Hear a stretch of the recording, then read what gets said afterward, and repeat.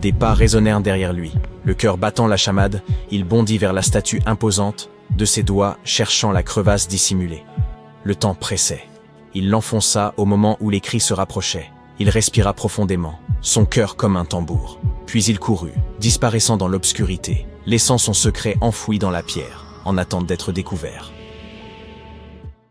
Au cours de l'histoire, les statues n'ont pas seulement été les gardiennes silencieuses du passé. Elles ont aussi servi de cachette, certains objets disparaissant pour toujours, d'autres découverts au hasard des fouilles. Découvrez leurs secrets les plus mystérieux. En 2016, alors que des experts australiens préparaient une statue vieille de 645 ans pour une vente aux enchères, ils découvrirent qu'elle abritait un secret. Un billet de banque ancien dissimulé à l'intérieur de sa tête creuse. Émis en 1371 sous l'empereur Zhou Yuanzheng, le billet valait 1000 pièces de cuivre ou 28 grammes d'argent. Plus frappant encore, il portait un avertissement sinistre. Malgré que la statue ait eu plusieurs propriétaires, personne n'eut connaissance de ce billet pendant des siècles.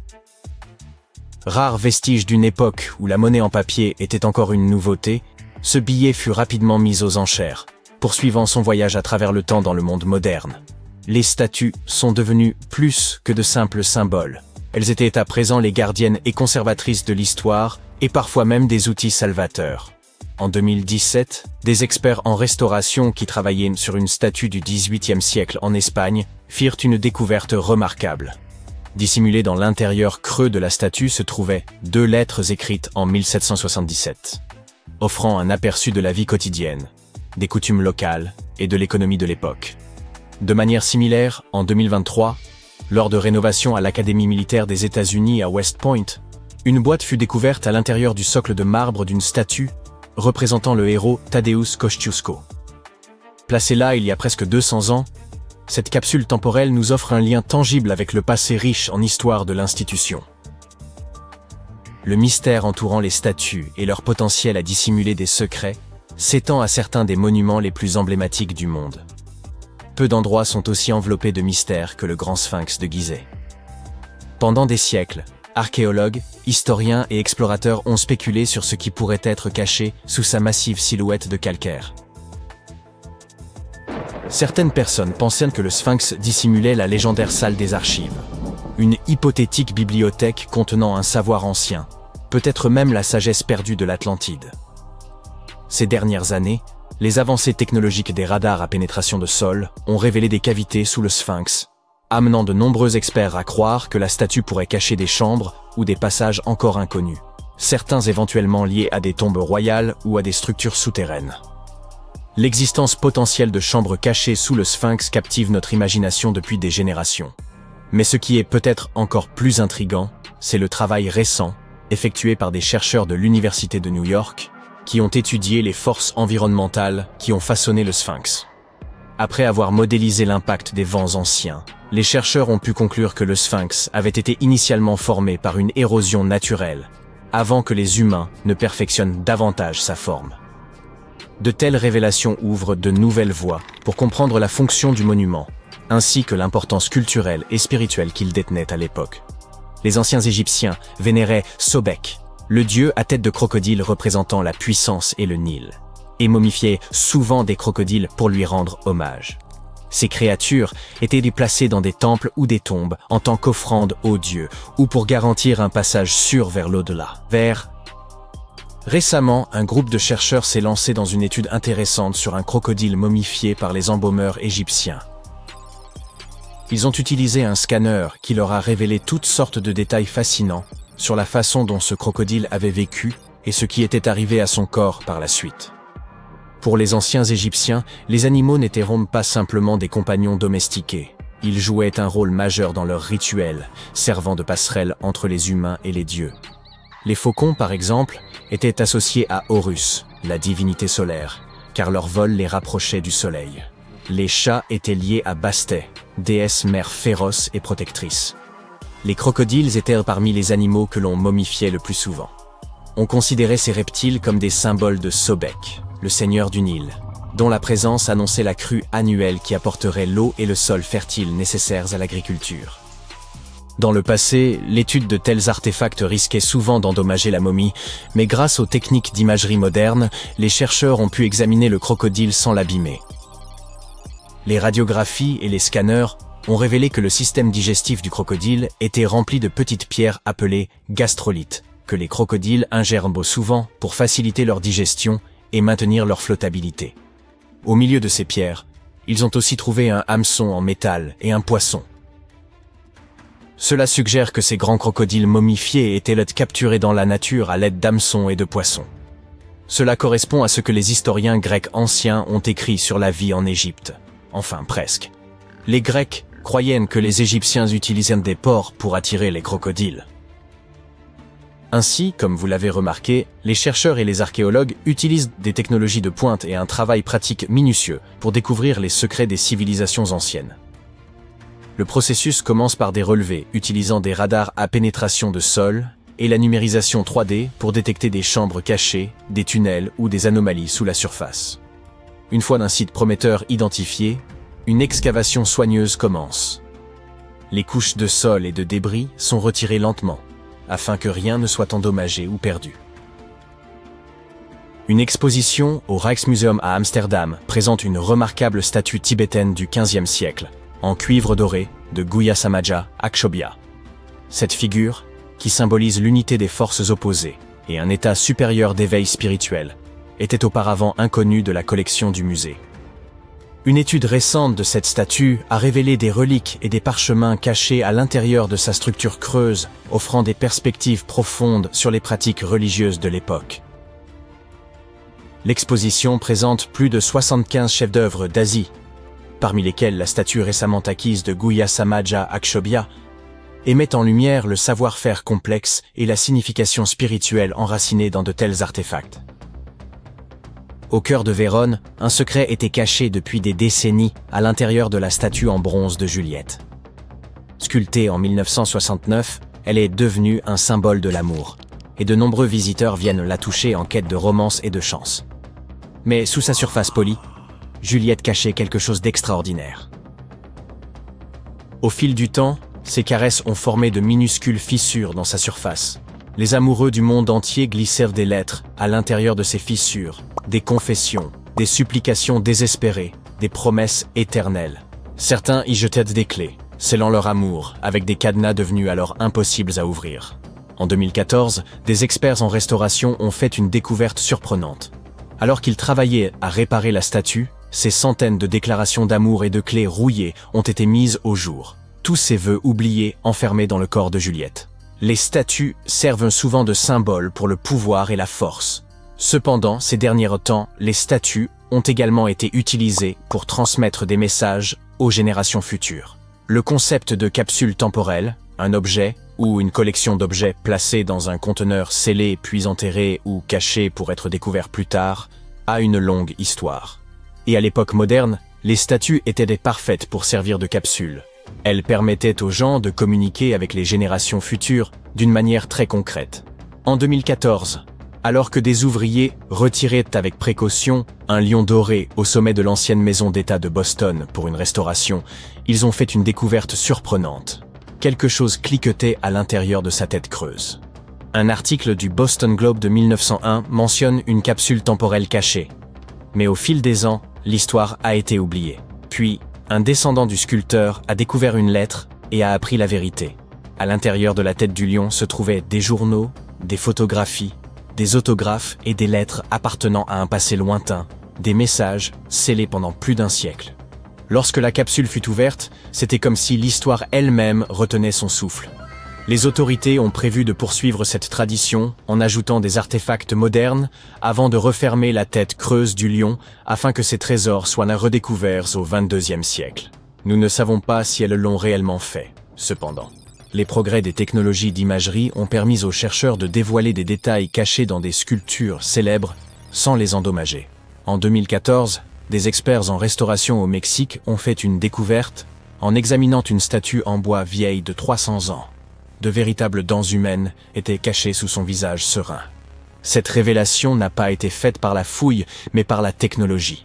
Lorsque les préservationnistes ont pris une radiographie de la statue, s'attendant à trouver des détails structurels, Ils ont vu une denture parfaite, intégrée dans la bouche. Contrairement à d'autres statues historiques de la région, qui contenaient parfois de vrais cheveux que les gens avaient donnés aux statues, cette découverte était complètement inattendue. De nombreux mythes entourent ce qui est sans doute la plus grande structure jamais érigée par l'homme, la Grande Muraille de Chine. Certains affirment qu'elle est si vaste qu'elle serait visible depuis l'espace. D'autres prétendent qu'on peut l'apercevoir d'aussi loin que la Lune. D'autres théories suggèrent que les bâtisseurs de la muraille seraient restés à l'intérieur. Désolé de te décevoir, mais toutes ces histoires épatantes ne sont rien d'autre que des mythes. Mais même si ces légendes ont été démenties, la Grande Muraille de Chine demeure une structure impressionnante et à couper le souffle. Alors, laisse-nous te raconter sa véritable histoire. Aujourd'hui, la Chine est l'un des pays les plus peuplés du monde, avec 1,4 milliard d'habitants. C'est aussi l'une des nations les plus anciennes au monde. Elle présente 3500 ans d'histoire, écrite ininterrompue. Mais la civilisation existait bien avant cela. Selon une théorie, alors que le continent européen par exemple, a probablement été colonisé par des humains venus d'Afrique, la Chine n'aurait pas été peuplée par des nomades venus d'ailleurs. Certains estiment que la civilisation chinoise se serait formée à partir des populations locales de l'âge de pierre, qui vivaient sur ce territoire depuis la préhistoire. Parlons maintenant de la Grande Muraille de Chine. Elle était vraiment très grande, même selon les critères actuels, puisqu'elle s'étend sur plus de 2000 km. Pour mieux visualiser cela, c'est presque 5 fois la distance entre New York et Los Angeles. Voire même un peu plus que la distance entre le pôle Nord et le pôle Sud. Même à l'époque moderne, on n'a jamais construit quelque chose d'aussi grand. Bien sûr, la Grande Muraille de Chine ne s'est pas faite en un jour, 2 peut-être, tu peux continuer à compter. À vrai dire, la construction de la muraille aura duré des siècles. Tu sais sûrement que les cités anciennes étaient entourées d'enceintes pour se protéger des envahisseurs. Et oui, les villes chinoises en avaient aussi. C'est le premier empereur chinois qui a unifié le pays en 220 avant notre ère, et a eu cette idée brillante mais par trop ambitieuse. Convertir tous les murs de ces villes en une seule grande muraille qui défendrait la frontière du pays contre les attaques venant du nord. Un général de confiance dirigeait la construction, enrôlant un immense groupe d'ouvriers, soldats, roturiers et condamnés en tout genre. À l'époque, la muraille fut construite en terre battue et en bois. À certains endroits stratégiques, les sections du mur se chevauchaient pour assurer une sécurité maximale. Ces murs mesuraient en moyenne 8 mètres de haut. Mais la Grande Muraille ne ressemblait pas encore à la construction que nous connaissons aujourd'hui. Chaque empereur successif reprenait le projet de la Grande Muraille, la renforçant et l'étendant, la réparant, mais modernisant également ses techniques de construction. Certains utilisaient des briques, d'autres des blocs de granit et de marbre. Les tours de guet et les plateformes n'existaient pas non plus à l'origine. Elles furent ajoutées par les empereurs Ming. Ces tours permettaient de communiquer avec les autres sections de la muraille par des messages de fumée. Celle-ci est donc assez hétéroclite en termes de matériaux, mais cela ne fait qu'ajouter au charme de la construction et montre le temps et les efforts qu'elle a nécessités. Si certaines parties de la muraille sont restées debout pendant des siècles et sont toujours en bon état, c'est en partie dû à la farine de riz gluant. Il s'avère que ce mortier fait de riz est comparable à du ciment. Il est aussi solide qu'imperméable, scellant les briques si étroitement que même les mauvaises herbes sont incapables d'y pousser. On peut également remarquer que certaines briques portent des inscriptions gravées. Elles y ont été laissées par les ouvriers qui ont construit la muraille. Ces inscriptions avaient pour but de garantir la qualité de l'ouvrage. Elles recèlent des informations telles que l'emplacement, la quantité et le nom des responsables du projet. Ainsi, en cas de défaut, lié à la qualité des matériaux ou de la construction elle-même, on savait qui était à blâmer. Récemment, un groupe de chercheurs a examiné des documents historiques officiels de la dynastie Ming, qui a régné sur la Chine du XIVe au XVIIe siècle. Ils sont tombés sur des documents faisant état de portes cachées dans la Grande Muraille, et ils ont donc décidé de les retrouver. On a eu recours à un drone volant pour prendre en continu des photos de la muraille avec une résolution de l'ordre du centimètre. Les chercheurs ont ainsi photographié 90% de la muraille construite sous la dynastie Ming et ont découvert les vestiges de plus de 220 portes secrètes le long du mur d'enceinte. Certaines d'entre elles avaient une largeur et une hauteur spécifiques qui ne permettent qu'à une seule personne de les passer. D'autres étaient assez grandes pour permettre à 2 chevaux de les franchir en même temps. Pourquoi ces portes se trouvent-elles là? L'objectif principal de la Grande Muraille était de protéger le pays de l'envahisseur. L'édification de portes permettant à l'ennemi de pénétrer en Chine remettrait donc en cause la raison d'être du mur. Ces portes étaient donc des passages secrets. Elles correspondaient parfaitement à la topographie environnante, et l'ouverture extérieure était camouflée par des briques, de sorte qu'il était presque impossible de la distinguer de l'ensemble du mur. Mais la muraille ne remplissait pas seulement une fonction défensive, et elle n'a jamais été complètement close. Elle pouvait être ouverte sur demande. Cette structure était aussi utilisée pour les échanges et le commerce. La communication entre l'intérieur et l'extérieur et, bien sûr, pour la protection et l'espionnage. Certaines portes étaient utilisées pour le commerce avec les pays frontaliers. Et par des portes plus petites, une personne se faufilait pour espionner l'ennemi qui vivait de l'autre côté. Ces portes secrètes étaient également utiles en cas d'attaque soudaine. Comme on s'en souviendra, certaines d'entre elles étaient camouflées au moyen de briques à l'extérieur. La sortie était tellement indiscernable que l'ennemi n'avait aucune idée de l'endroit exact où elle pouvait se trouver. Pour les soldats chinois, l'entrée à l'intérieur était creuse. Ils pouvaient ainsi traverser le mur et briser la porte de sortie camouflée, lançant ainsi leur attaque surprise. Même si l'objectif principal était d'empêcher les étrangers de pénétrer dans l'Empire, la muraille n'était pas très efficace à cet égard. On pouvait toujours l'escalader ou la contourner. Elle était donc surveillée en permanence, et les gardes envoyaient des signaux aux troupes s'ils voyaient l'ennemi s'approcher. En outre, ce mur donnait davantage de temps pour mobiliser et renforcer les armées chinoises, ou pour attirer les troupes ennemies dans une position stratégique difficile. La construction s'est arrêtée à la fin du XIXe siècle, le mur ayant perdu son importance stratégique et militaire en raison des progrès technologiques. Au fil des siècles et jusqu'à aujourd'hui, seuls 8% de la Grande Muraille sont encore en bon état, le reste étant endommagé. En outre, environ un tiers de la muraille a disparu sans laisser de traces, en raison de l'érosion naturelle et des dégâts causés par l'homme. On peut donc dire qu'il ne s'agit plus que d'un joli vestige. Comme on s'en souviendra, les premières parties du mur ont été construites en pisé et en bois. Ce ne sont pas les matériaux les plus durables à l'échelle de plusieurs millénaires. En outre, les méthodes agricoles modernes destructrices ont transformé de vastes zones en désert et ont contribué à son érosion. Par ailleurs, de nombreuses briques ont été retirées du mur au siècle dernier pour être utilisées dans la construction de fermes et de maisons. Aujourd'hui encore, la muraille est déconstruite pierre après pierre. Mais cette fois, par les touristes. Bon nombre d'entre eux en emportent une en guise de souvenir. Cela fait beaucoup de pierres, sachant que plus de 10 millions de touristes visitent la Grande Muraille chaque année. Depuis 1987, la muraille est inscrite au patrimoine mondial de l'UNESCO, ce qui souligne son importance exceptionnelle pour l'humanité. La muraille est l'un des 56 sites chinois inscrits au patrimoine mondial, ce qui la place au second rang des pays dont les sites sont protégés par l'UNESCO. Qui est le premier, te demandes-tu? La première place, avec 58 sites inscrits patrimoine, revient à l'Italie. Et sais-tu que la muraille n'est pas seulement une célèbre attraction touristique, mais aussi le lieu du marathon de la Grande Muraille? Ce marathon, créé en 1999, est l'un des plus difficiles au monde. Tu l'auras deviné? Les participants courent le long de la muraille, y compris sur toutes ses marches. Il y a 3 distances, de sorte que les participants peuvent courir un marathon complet de 42 km, un semi-marathon de 21 ou un simple footing de 8 km. Il y a beaucoup de portes de par le monde qui n'ont pas de clé. Peut-être que tu vas trouver le moyen de les ouvrir. Notre première destination est, ok, lis-le toi-même et bonne chance pour la prononciation. C'est un temple en Inde dont le nom vient de cet autre mot extrêmement long qui se traduit par « celui qui émerge du lotus ». Ce temple est l'un des lieux les plus connus et les plus sacrés de l'Inde. C'est l'un des 108 temples du courant de l'hindouisme qui s'appelle comme ça. C'est un courant particulièrement ancien dont on trouve les premières traces dans des textes tamouls du VIe siècle.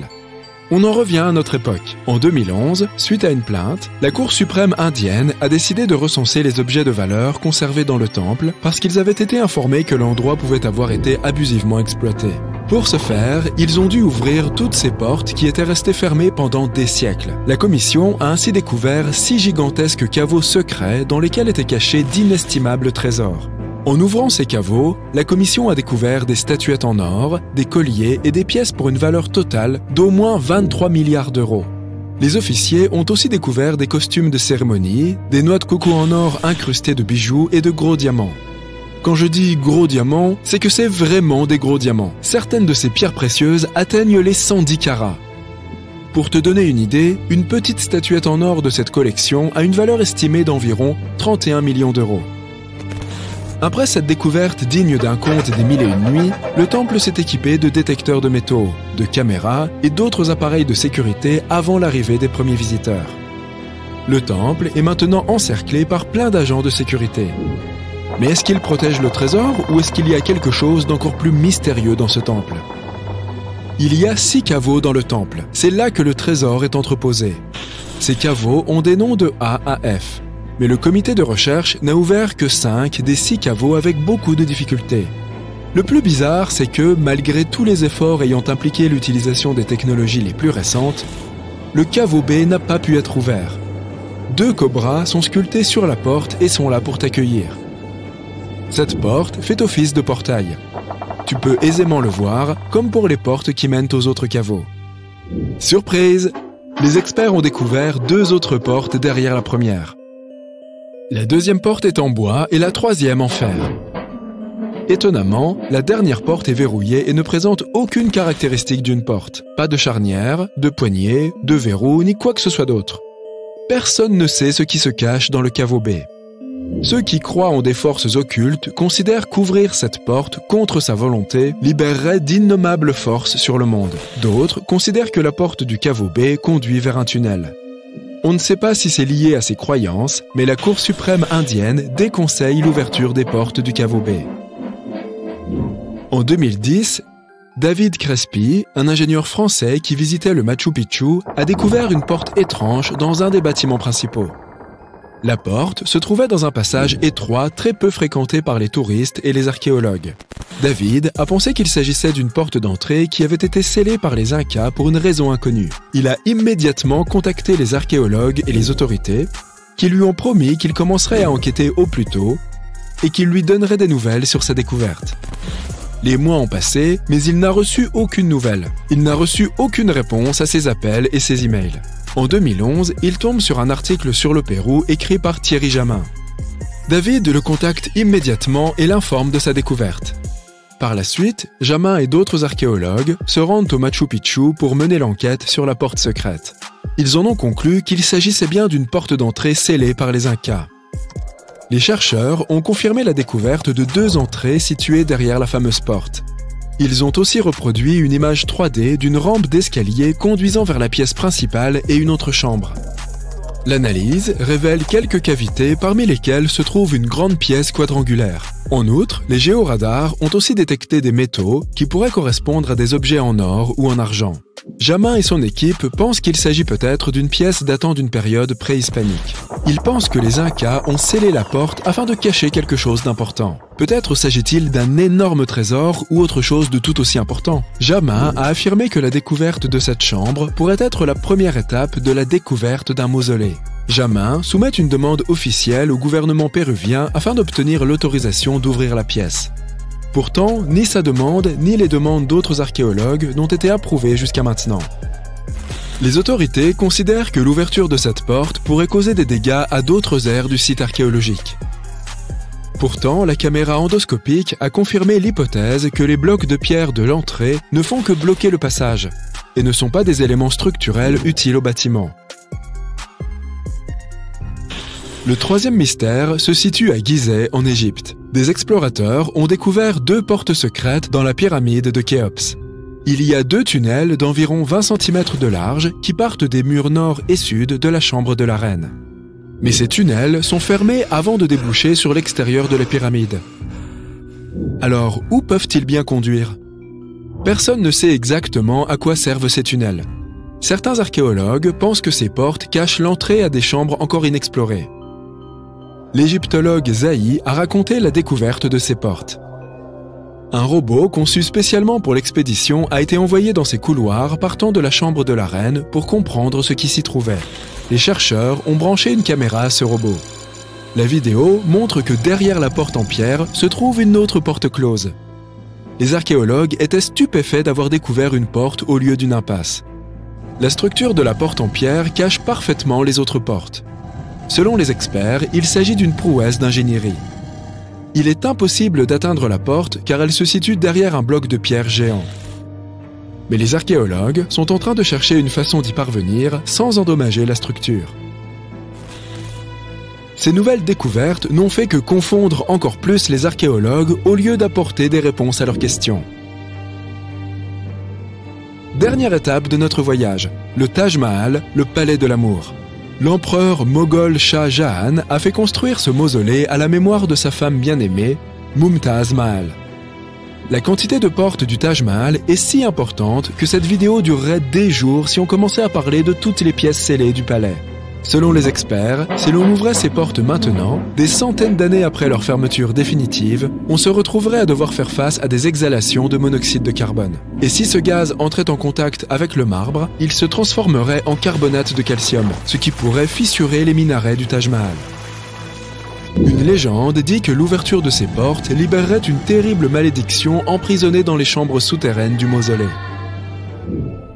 Un petit bonus du Canada. La porte de la chambre 873.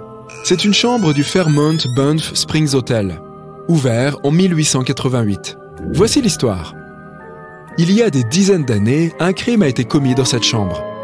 Après l'enquête, l'administration de l'hôtel a décidé de réaménager la chambre et de continuer à la louer à d'autres voyageurs. La rumeur dit que les hôtes logeant dans cette chambre avaient été témoins d'étranges phénomènes. Ils entendaient des bruits bizarres et la télé de la chambre ne cessait de clignoter. On dit que la porte de la chambre 873 a été murée avec des briques. Les hôtes curieux qui ont entendu parler de ces histoires traînent dans les couloirs là où se trouvait l'entrée de la chambre en tapant sur les murs pour contacter d'éventuels fantômes. Laquelle de ces portes voudrais-tu ouvrir ? Le Canada est connu pour ses montagnes enneigées, ses immenses forêts, ses lacs, ses habitants chaleureux et son délicieux sirop d'érable. Eh bien, on peut ajouter une autre chose à la liste. On y trouve la plus ancienne eau du monde. En 2016, des chercheurs ont foré à une profondeur de 3 km et ont trouvé une ancienne poche d'eau dans la mine de Kidd, en Ontario. Cette eau serait âgée d'au moins 2 milliards d'années. Cette eau se trouvait dans l'une des cavernes les plus profondes du sol canadien, qui compte plus de 3 millions de kilomètres carrés. Géologiquement, c'est l'un des plus grands boucliers continentaux du monde. La région subit une très faible activité tectonique, ce qui explique peut-être pourquoi cette eau est restée intacte aussi longtemps. Des scientifiques ont analysé cette eau et y ont trouvé des gaz dissous d'hélium, d'argon, de xénon et de néon. Il y avait même des traces de microbes datant de plusieurs milliards d'années. Il s'agit d'une découverte importante, qui permet aux scientifiques de remonter le temps jusque très loin. Si l'on peut trouver de l'eau pouvant accueillir la vie à plusieurs kilomètres sous la Terre, il est possible de trouver la même chose sur d'autres planètes comme Mars, Saturne et les lunes de Jupiter. Le point Nemo est le point le plus éloigné de toutes les terres. On l'appelle aussi point océanique d'inaccessibilité. Il est si éloigné de la Terre que les humains qui s'en approchent le plus sont en fait les astronautes. La Station spatiale internationale tourne autour de la Terre à une distance d'environ 400 km, alors que l'endroit habité sur Terre le plus proche du point Nemo se trouve à plus de 2687 km, et ce, quelle que soit la direction. Comme son nom officiel est un peu long, il a été surnommé Point Nemo en référence au capitaine Nemo de 20 000 lieues sous les mers. Nemo signifie « personne » en latin, ce qui convient parfaitement à cette région du globe. La forêt tordue se trouve à Gryfino, en Pologne. Il s'agit d'un groupe d'environ 400 pins au tronc courbé qui ont été plantés dans les années 30. Ils penchent vers le nord à un angle de 90 degrés à partir de la base de l'arbre, puis font demi-tour pour finir par remonter droit vers le ciel. Ces étranges courbes mesurent de 90 cm à 2,70 m, mais les arbres sont en bonne santé et beaucoup atteignent même près de 15 mètres de hauteur. Ces pins tordus sont entourés d'une plus grande forêt de pins tout à fait normaux. Il n'y a aucune explication quant à la raison pour laquelle ils sont tordus ainsi. Les théories concernant cette étrange croissance vont des conditions météorologiques à l'intervention humaine, mais personne n'est vraiment sûr. La rivière Hamza est l'une des plus longues et des plus larges rivières au monde et elle se trouve juste au-dessous du fleuve Amazone. À une profondeur de 4 km, cette rivière coule à peine plus vite qu'un filet d'eau par rapport au fleuve gigantesque qui la surplombe. L'Amazone se déverse dans l'Atlantique à raison d'un débit d'environ 133 millions de litres par seconde, tandis que l'Hamza ne parvient qu'à 3,8 millions de litres par seconde. De longueur à peu près égale à celle de l'Amazone, soit environ 6000 km, c'est sa largeur qui a stupéfié le monde scientifique. Elle mesure entre 200 et 400 km, alors que l'Amazone atteint 100 km de large au maximum. La grotte des cristaux a été découverte en 2000 lorsque des mineurs ont drainé l'eau d'une mine de zinc dans l'état de Chihuahua au Mexique. On a alors découvert une grotte enchanteresse remplie de cristaux de gypse colossaux qui mesuraient plus de 10 mètres de long et presque 1 mètre de large. Ils étaient si purs que les scientifiques étaient incapables de déterminer leur âge. Mais les chercheurs pensent avoir découvert un échantillon de bactéries vieilles de 50 000 ans à l'intérieur de l'un de ces cristaux. Également connu sous le nom de rivière aux 5 couleurs, le Caño Cristales est l'une des merveilles naturelles de Colombie. C'est un ensemble de chutes d'eau, de bassins et de cavernes, mais la rivière elle-même est la véritable star. Chaque année, entre juin et novembre, la rivière hypnotise ses spectateurs avec des nuances de jaune, vert, bleu, noir et rouge, créant un véritable arc-en-ciel liquide. Ce phénomène est dû à une plante rouge qui pousse dans la rivière. Les autres couleurs viennent des roches noires, des algues vertes, de l'eau cristalline et du sable jaune. Les couleurs changent chaque année en raison de la croissance de la plante, due aux précipitations, à la température et à la lumière du soleil. Le reste de l'année, cette rivière est juste verte. Des scientifiques d'Hawaï ont découvert que les algues rouges produisent des sons dans l'eau située autour des récifs coralliens. On pensait que ce bruit provenait des crevettes jusqu'à ce que les chercheurs fassent le lien avec la présence d'algues et se mettent à observer des bulles. Lorsque ces algues utilisent la photosynthèse pour se nourrir, elles produisent de minuscules bulles qui s'accumulent sur leur surface. Lorsque ces bulles se détachent, elles émettent un son. Les récifs peuvent être étouffés s'ils sont recouverts par trop d'algues. Le fait de découvrir que la photosynthèse produit un son pourrait aider à la préservation des récifs, car les algues pourraient fournir une alerte précoce aux scientifiques afin qu'ils puissent empêcher l'envahissement des zones vulnérables. Après les fortes pluies et l'activité sismique qui ont frappé la vallée du Grand Rift au Kenya en mars 2018, une faille s'est ouverte sur le sol, mesurant plusieurs kilomètres de long et plus de 15 mètres de large à certains endroits. Concrètement, elle a déchiré l'Afrique en deux. L'Afrique repose sur 2 plaques continentales, la nubienne et la somalienne. Avec l'activité du manteau terrestre, ces plaques s'écartent les unes des autres et cela crée d'énormes failles que nous voyons parfois à la surface. Il faudra des millions d'années pour que cet immense continent soit réellement coupé en deux. Mais lorsqu'il le sera, un nouvel océan sera créé. L'eucalyptus deglupta, qui pousse dans les forêts tropicales d'Indonésie, de Papouasie-Nouvelle-Guinée et des Philippines, semble tout droit sorti d'un jeu vidéo ou d'un film fantastique. Pouvant atteindre la hauteur de 76 mètres dans son environnement d'origine, cet arbre unique en son genre a une écorce qui présente des stries vertes, bleues, oranges, violettes et rouges. Lorsque les bandes d'écorce se détachent, les couleurs de l'arbre changent et l'écorce interne vert vif est révélée. Au large de l'île Maurice, dans l'océan Indien, il y a une vue spectaculaire qui vaut vraiment la peine de faire un tour en avion. Ce qui ressemble à une chute d'eau sous-marine est en fait du sable provenant des côtes qui est poussé par les courants océaniques depuis une plateforme côtière et qui tombe dans les profondeurs de l'océan à l'extrémité sud de l'île. Les fonds marins situés autour des îles atteignent généralement 8 à 150 mètres de profondeur, mais ici, ce creux descend sur plusieurs kilomètres, créant l'illusion d'une cascade. Ce plateau océanique n'existait pas il y a quelques millions d'années et il est apparu assez récemment. Les arbres marcheurs de l'Amazonie représentent l'une des manières les plus singulières utilisées par les plantes pour se déplacer et atteindre l'endroit parfait afin de se développer. Ils laissent leurs nouvelles racines remplacer les anciennes, marchant littéralement à la recherche de plus de lumière. Au fur et à mesure que ces nouvelles racines s'enfoncent dans le sol, l'arbre se penche vers elles et abandonne lentement ses anciennes. Ce voyage vers un meilleur endroit peut prendre du temps, car ces arbres ne se déplacent que de 2 cm par jour, ce qui fait quand même plusieurs mètres par an. Tu imagines ça dans ton jardin? Tu plantes un arbre là et l'année d'après, il est tout là-bas. Dans le sud du Costa Rica, 300 boules de pierre sont disséminées dans la forêt. Certaines pèsent autant qu'une boule de bowling, mais d'autres peuvent peser jusqu'à 15 tonnes. Leur utilité et la façon dont elles ont été créées nous échappent encore. Découvertes dans les années 30, beaucoup d'entre elles ont été déplacées et transportées dans le monde entier. Ce n'est que dans les années 70 que l'on a commencé à préserver le site. Si ces pierres restent un mystère, les archéologues savent qu'elles sont faites de granodiorite, une roche semblable au granit.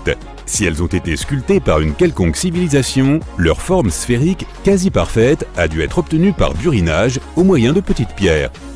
La dépression de Danakil, en Éthiopie, est un endroit qui semble appartenir à une autre planète. Avec ses bassins de lave, ses sources chaudes couleur fluo et ses vastes étendues de sel, elle enregistre une température moyenne annuelle de 34,4 degrés Celsius. Des gaz toxiques couvrent la région car ses sources chaudes sont remplies d'acide. Pire encore, elle ne reçoit pas plus de 10 cm de précipitations annuelles. C'est aussi l'un des endroits les plus bas de la planète, à 125 mètres sous le niveau de la mer. Pas étonnant que ce soit l'un des lieux les plus inhospitaliers de la planète. Les archéologues égyptiens ont récemment fait une découverte extraordinaire près du Caire. Roulement de tambour, s'il vous plaît. La momie la plus ancienne et la plus complète jamais mise au jour dans le pays. Cette momie, vieille de 4300 ans, a été trouvée dans un ensemble de tombes près de la pyramide à degrés de Djéser, datant de l'ancien empire égyptien. Elle était recouverte de couches d'or. L'équipe a également découvert plusieurs autres tombes, dont une appartenant à un haut dignitaire égyptien et une autre à un gardien des secrets, qui présidait aux cérémonies. Une autre tombe intéressante était celle d'un scribe, qui contenait les plus grandes statues jamais découvertes dans la région. Ce vaste site funéraire abrite également plus d'une douzaine de pyramides et de lieux de sépulture. L'une des momies les plus célèbres au monde est probablement celle de Hatshepsut. Elle a gouverné l'Égypte pendant environ 20 ans, érigé de nombreux édifices impressionnants et créé de nouvelles routes commerciales. Cependant, lorsque l'archéologue Howard Carter a découvert son tombeau dans la vallée des rois, son sarcophage était vide. Carter a néanmoins trouvé 2 cercueils dans une autre tombe, dont l'un appartenait à la nourrice d'Hatshepsut et l'autre à une femme inconnue. En 2006, une équipe de spécialistes a décidé d'enquêter pour déterminer si cette femme mystérieuse était la reine en personne. Ils ont découvert une molaire dans une boîte en bois portant le nom d'Hatshepsut, et lorsqu'ils l'ont comparée à la mâchoire de la momie, elle correspondait parfaitement. Ramsès II était un souverain des plus remarquables, mais c'est sa momie, plus encore que ses accomplissements, qui aura finalement marqué l'histoire. Ramsès est considéré comme le pharaon le plus puissant de toute l'Égypte, ayant régné durant pas moins de 6 décennies. Il a également vécu jusqu'à l'âge canonique de 90 ans, ce qui était tout à fait remarquable compte tenu de l'époque à laquelle il vivait. Ramsès II aurait eu plus de 100 descendants, parlé d'une famille nombreuse. À sa mort, son corps fut initialement enterré dans la vallée des rois, mais des pillards tentèrent de dérober les trésors de son tombeau. Ses successeurs, ne pouvant tolérer de tels actes, déplacèrent donc son corps vers un lieu tenu secret pour le protéger. Avance rapide jusqu'au 19e siècle, quand la momie de Ramsès II fut découverte avec celle d'autres souverains et dignitaires. Cependant, elle n'était pas en très bon état. Les archéologues décidèrent donc de l'envoyer à Paris pour des soins appropriés. Le problème, c'est qu'il ne pouvait tout simplement pas être expédié vers un autre pays. La seule solution fut de donner à Ramsès II un passeport. Sa profession y était indiquée comme « roi » et le document comportait même sa photo. La plupart des momies ne sont pas nécessairement réputées pour avoir une peau très hydratée, mais celle d'une femme originaire de Chine et surnommée Lady Di prouve le contraire. Non, nous ne parlons pas de cette Lady Di, mais d'une marquise remontant à la dynastie Han, découverte dans un tombeau richement décoré en 1971. Grâce aux conditions particulières de son sépulcre, humidité et absence d'oxygène, son corps était presque parfaitement préservé. Sa peau était douce, ses cheveux impeccables, et elle était encore souple. Le musée qui expose aujourd'hui sa momie montre également une multitude d'objets luxueux enterrés avec elle, comme de la vaisselle et des instruments de musique. Les archéologues, en examinant la momie de plus près, découvrirent qu'elle était décédée d'une crise cardiaque vers l'âge de 50 ans. Bien qu'elle ait quitté ce monde depuis plus de 2000 ans, Madame Di continue de fasciner. La momie d'Ötzi, l'homme des glaces, fut découverte dans les Alpes en 1991. Les autorités autrichiennes pensèrent d'abord qu'il s'agissait d'un alpiniste moderne, tant il était bien conservé. Il s'avéra qu'il provenait en réalité de l'âge du cuivre. Grâce à l'étude de sa momie, retrouvée dans un col de montagne à plus de 3000 mètres d'altitude, nous en avons énormément appris sur la vie en Europe durant le Chalcolithique. Par exemple, nous savons qu'il était originaire d'Europe centrale et qu'il consommait régulièrement de la viande. Il souffrait également d'arthrite, de rétrécissement des artères et de troubles intestinaux. Mais il utilisait probablement l'acupuncture et des herbes médicinales pour traiter ses affections. Apparemment, il était aussi très habile de ses outils. Il les avait aiguisés quelques jours à peine avant sa mort prématurée. Peut-être anticipait-il des ennuis? Ou se préparait-il simplement pour une tâche de routine? Le roi Toutankhamon et son histoire figurent parmi les plus célèbres de toutes les momies d'Égypte. Ce pharaon est décédé à l'âge précoce de 19 ans, il y a plus de 3 millénaires, mais sa momie reste l'une des plus emblématiques au monde. Lorsque son tombeau a été ouvert en 1922, l'excitation était à son comble car il était encore intact, contrairement à de nombreux autres tombeaux royaux. Il contenait des sarcophages somptueusement ornés, dont un en or massif.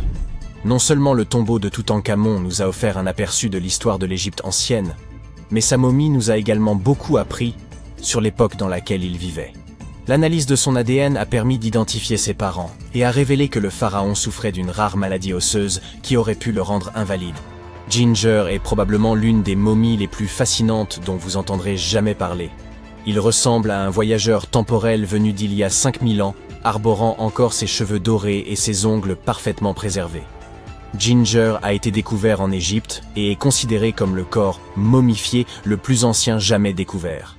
Avant que les Égyptiens ne maîtrisent l'art de la momification, ils plaçaient les corps dans des tombes peu profondes, dans le sable chaud et sec. Comme ce dernier absorbait toute l'eau, les bactéries ne pouvaient ne pas se reproduire, et le corps était ainsi préservé naturellement. Aujourd'hui, les scientifiques ne sont pas certains que la préservation de Ginger était intentionnelle, mais étant donné que sa sépulture était constellée de poteries, il est probable que ceux qui l'y ont enterré aient connu des techniques de préservation avancées. Si vous souhaitez rencontrer Ginger en personne, il est actuellement exposé au British Museum. Un collectionneur d'art néerlandais a acquis une statue de Bouddha en Chine et a fait une découverte surprenante. Elle contenait une momie cachée à l'intérieur.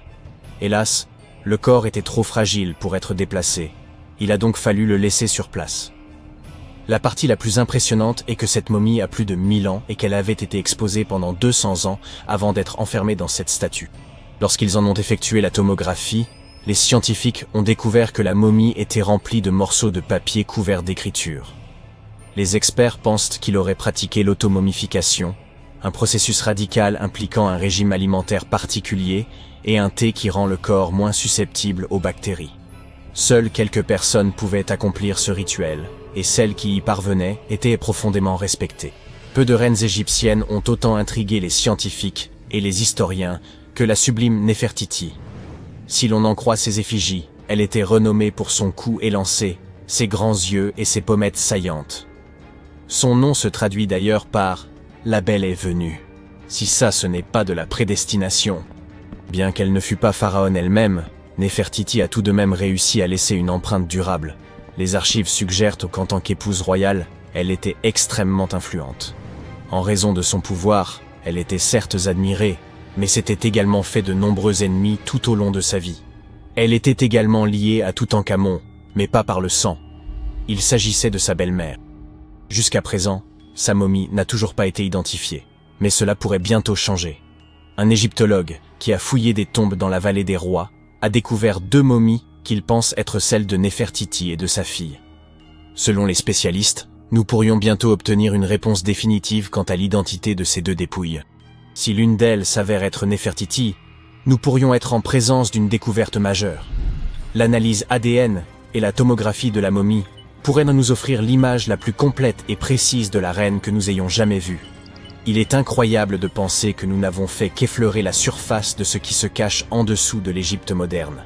Néfertiti a régné sur l'Égypte pendant une période de grande puissance et de prospérité.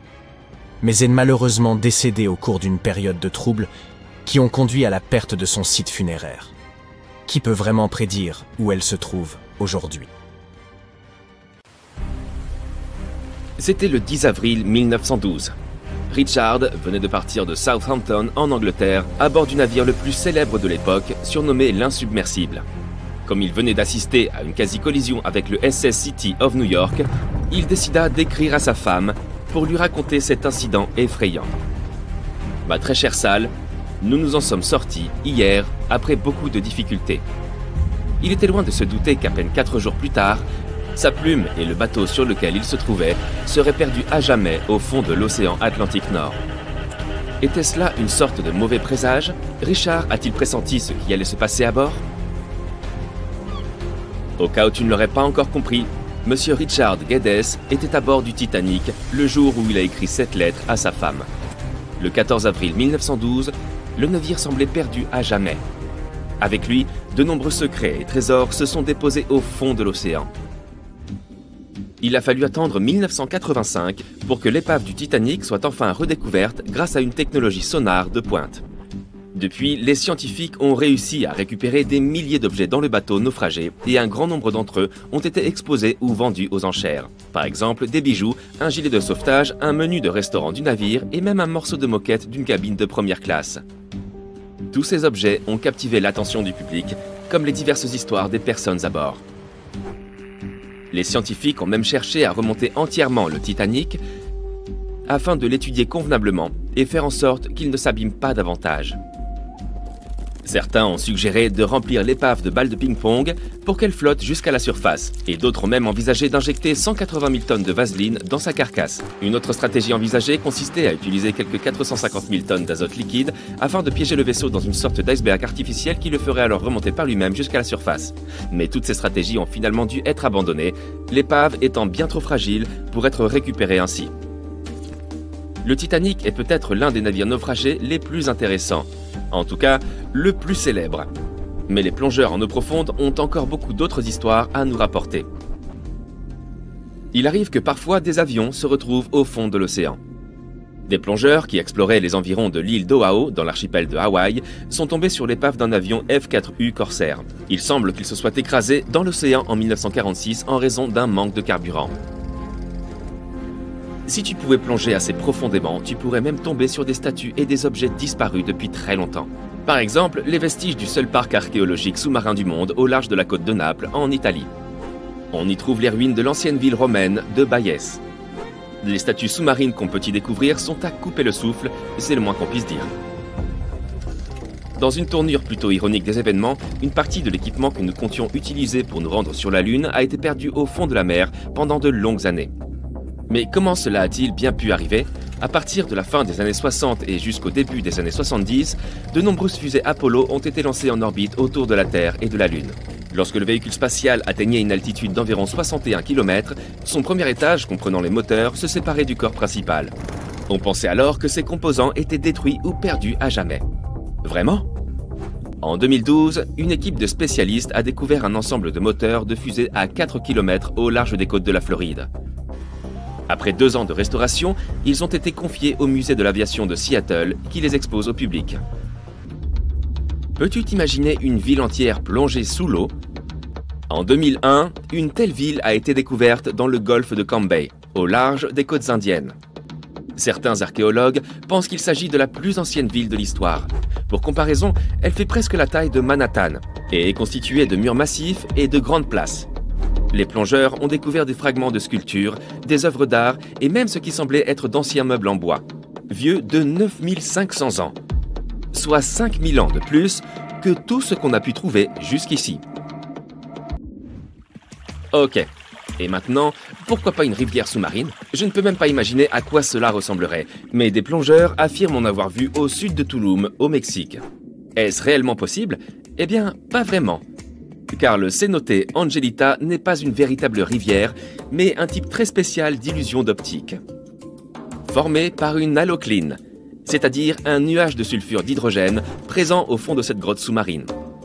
Mais il se trouve que tu peux nager à travers ce nuage, ce qui te donnera l'impression de te déplacer dans une masse d'eau en mouvement. On ne trouve pas seulement des objets inanimés sous l'eau. Certaines découvertes concernent également des créatures marines plutôt effrayantes. Tu aimerais probablement éviter les méduses si tu ne raffoles pas des piqûres.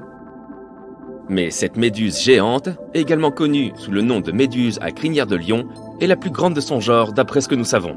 En toute justice, tu ne tomberas dessus que si tu plonges dans les eaux des océans Arctique, Atlantique Nord et Pacifique Nord. Tu ne pourras pas la rater, car elle mesure 36 mètres de long avec ses tentacules. Ceux qui pratiquent la plongée en eau profonde sont nombreux à rêver de découvrir un jour un trésor perdu. Un plongeur a touché le jackpot lorsqu'il est tombé sur un trésor d'une valeur de près d'1 million de dollars au fond de la mer. C'était en 2015. Ce plongeur chanceux nageait juste au large des côtes de la Floride. Qu'a-t-il trouvé? Eh bien, environ 51 pièces d'or, 12 mètres de chaîne en or et une pièce unique et rare qui avait été taillée spécialement pour le roi d'Espagne, Philippe V. En parlant de trésors perdus, il est arrivé aussi que des plongeurs trouvent des bateaux pirates. Ils ont découvert l'une de ces épaves en 2015, au large de la côte colombienne, datant du XVIIIe siècle. La valeur de ce navire disparu a été estimée entre 4 et 17 milliards de dollars, car il contenait des richesses, des pierres précieuses, de l'or et d'innombrables d'autres objets de grande valeur. En comparaison, il y a une île entière, dans les Bahamas, qui est à vendre pour 75 millions de dollars. Un ordinateur est la dernière chose que tu t'attendrais à découvrir sous l'eau, n'est-ce pas? Et s'il ne s'agissait pas d'un ordinateur ordinaire, mais d'un ordinateur ancien? Un plongeur l'a découvert par hasard entre 1900 et 1901, sur le lieu d'un naufrage situé au large d'une île grecque. Les chercheurs pensent que cet étrange engin en pierre est la forme la plus ancienne d'un ordinateur. Il a été conçu à de nombreuses fins, notamment pour prédire les positions astronomiques ainsi que les éclipses sur le calendrier. Comme l'humanité a perdu la plupart des technologies de cette époque, il est incroyable que l'on soit tombé sur cet objet après des siècles. Cela nous a permis d'en apprendre beaucoup sur les Grecs de l'Antiquité. L'ordinateur se trouve maintenant au Musée archéologique national d'Athènes, si jamais tu voudrais le voir en personne. Ceci doit être l'un des endroits les plus mystérieux sur Terre. On l'appelle la fosse des Mariannes, et c'est la zone la plus profonde de tous les océans. Nous ne connaissons pas sa profondeur exacte, car il est très difficile de la mesurer, mais elle devrait faire environ 11 km et être 5 fois plus longue que le Grand Canyon. Des scientifiques ont étudié pour la première fois cet énorme trou en 1875 à l'aide d'une corde lestée. En 2012, le réalisateur canadien James Cameron a atteint le fond de la fosse à bord du submersible Deep Sea Challenger. Certaines des créatures les plus étranges de la planète vivent dans cet endroit, notamment la pieuvre Dumbo, le concombre de mer et le requin lutin. La fosse des Mariannes tient son nom des îles voisines, elle-même nommée Las Marianas en l'honneur de la reine espagnole Marianne d'Autriche. Si vous tombez sur un certain puits au Portugal, résistez à la tentation de plonger votre regard dans ces profondeurs insondables. Cette tour inversée, proche de l'énigmatique palais de la Regaleira à Sintra, donne la chair de poule à quiconque ose s'y aventurer, tandis qu'elle s'enfonce en spirale jusqu'à 27 mètres sous terre. Ce puits n'a probablement pas été conçu pour recueillir de l'eau. Pourtant, son but véritable demeure un secret bien gardé. Datant d'environ 1904, il s'inspire vraisemblablement du mystérieux rite d'initiation des Templiers. L'ordre de Temple avait été dissous près de 6 siècles avant la construction de ce puits. Mais leurs étranges pratiques ont été ravivées par des sociétés mystiques ultérieures. Ainsi, une théorie avance que les candidats cherchant à être intronisés à l'époque devaient affronter leurs peurs les plus secrètes, en faisant face à ce puits et en dévalant ses marches en spirale les yeux bandés. Lorsqu'ils atteignaient le fond de la tour inversée, ils retiraient leurs bandeaux et se trouvaient confrontés à cette vue effrayante. La seule façon de sortir de ce labyrinthe obscur était de continuer à regarder en l'air et de suivre la lumière. Imaginez-vous parcourir les rayons d'un bouquiniste, jusqu'à tomber sur un livre écrit dans un alphabet que vous n'avez jamais vu auparavant. Vous décidez d'utiliser une application de traduction, mais vous n'obtenez aucune correspondance. Intrigué, vous décidez d'acheter le livre.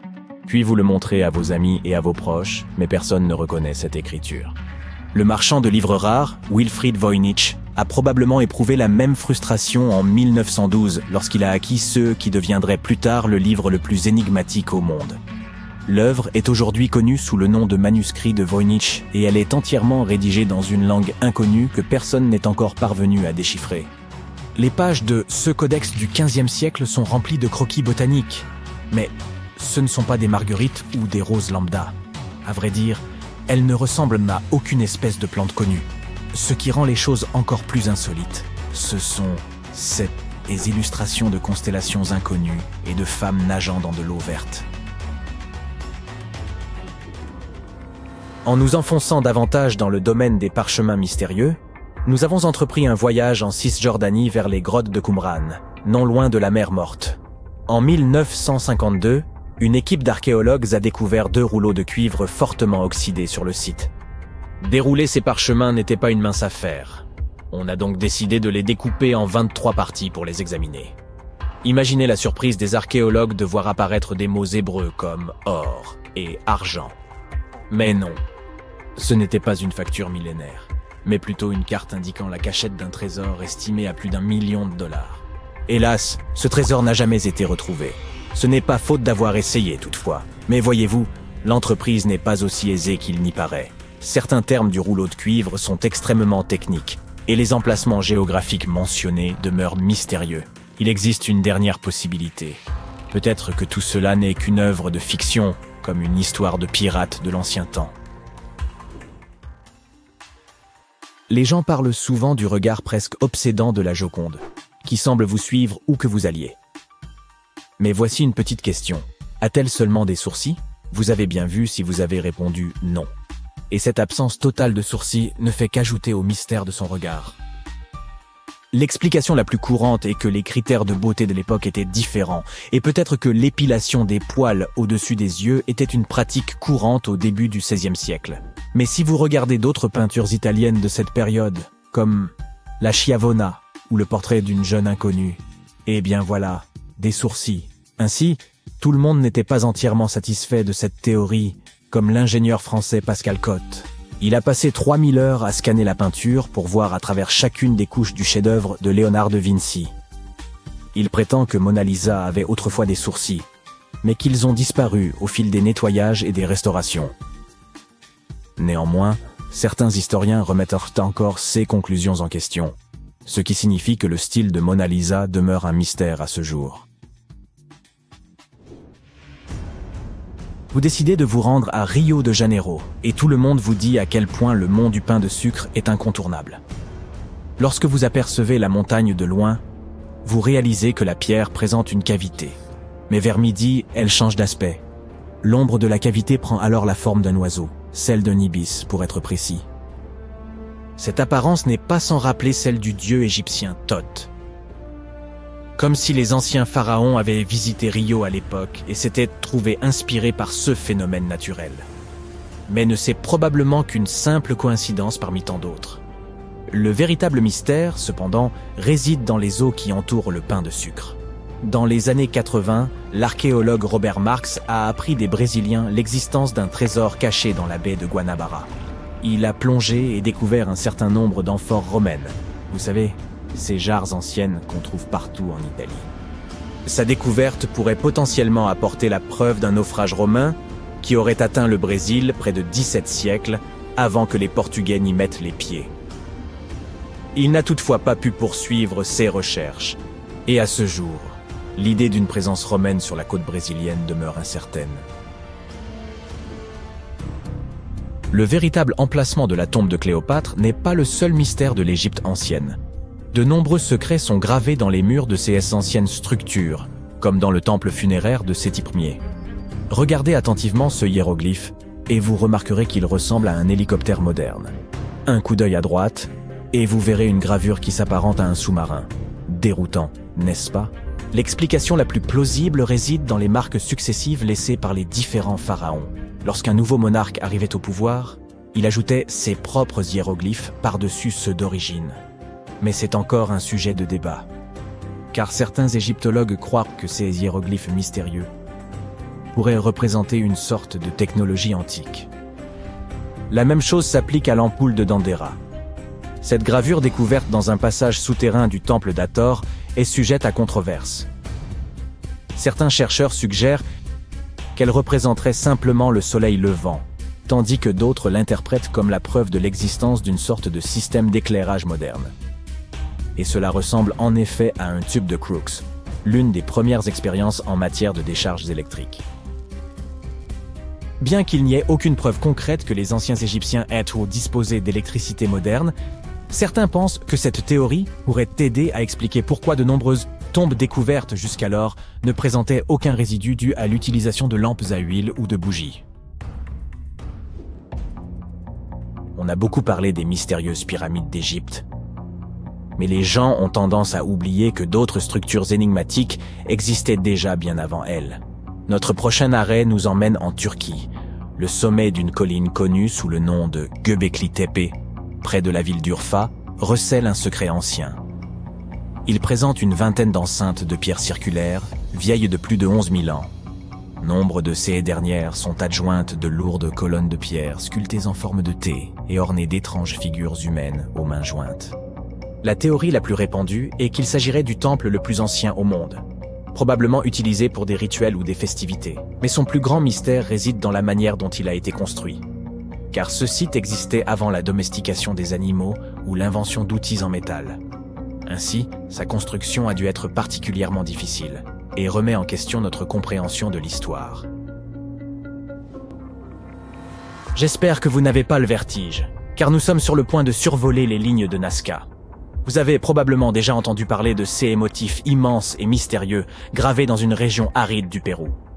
Ils se déclinent en de nombreuses formes différentes, comme une araignée, un singe et même une sorte d'alien aux yeux globuleux, qui n'est probablement qu'un simple pêcheur. Quoi qu'il en soit, cette histoire a connu quelques rebondissements en 2022, lorsque pas moins de 168 nouveaux dessins ont été découverts. Les premiers ne pouvaient être vus que depuis les airs, mais ces nouveaux motifs sont beaucoup plus petits et peuvent être observés au sol. Cependant, une chose qu'ils ont en commun est que leur fonction demeure totalement obscure. Certains les considèrent comme le calendrier le plus grand du monde. D'autres suggèrent qu'ils aient pu servir d'outils à des fins agricoles.